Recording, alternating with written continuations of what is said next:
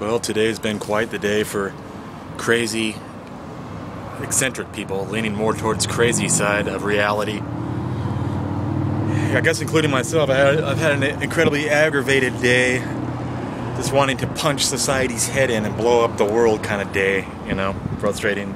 At least I made a good video today, good music. But man, there was a crazy guy that came in the coffee shop I was at, and he was going off about, man, something's weird going on. Can't you feel it?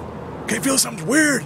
And last night I was in a horrible mood, and today I have been. And last night there was all these explosions all around town. There's a military base here, like 10 miles on the south side of town, and there was all those weird explosions and gunshots were like bombs. It was really weird for hours. And so anyways, today I'm at that coffee shop, and that crazy dude was in there, and he was like started hitting himself. He looked like he was all clean cut and about 30 looking, but I think he was like a vet who was warped from like the Middle East or something. And a few people, and then I came back, dropped my stuff off, got my stuff with my friends, and went out to get some food here, fast food, Mexican. And I go back to the same coffee shop to send my mom a message on email saying I got the stuff she sent me, my amplifier and raincoat. And there's a guy there talking about, yeah, it's just scary to think that I know that it's not going to be one time that I went insane, but that I can lapse into insanity at any time. That's what's scaring me about it. You know, one time I could handle, but knowing that it might happen at any time is what's freaking me out. And she was talking to some guy. So then I'm like, huh, that's interesting. And I ride about a quarter of a mile to this restaurant.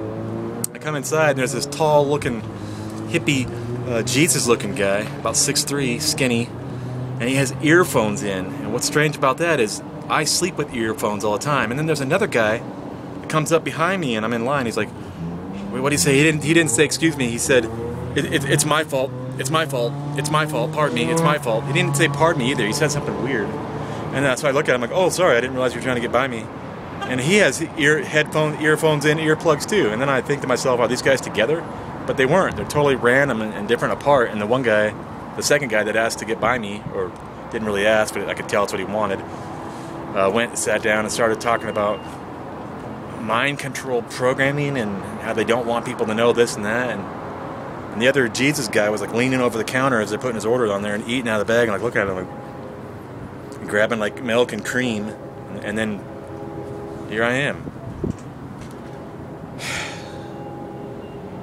You know? You can quote me on that.